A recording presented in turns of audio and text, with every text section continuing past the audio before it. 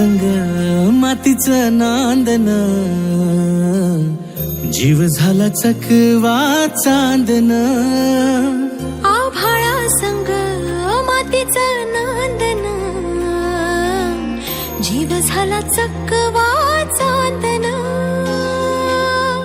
दिवसाच दिस त्यात तार या नभामध्ये, दिवसाच दिस त्यात तार या नभामध्ये.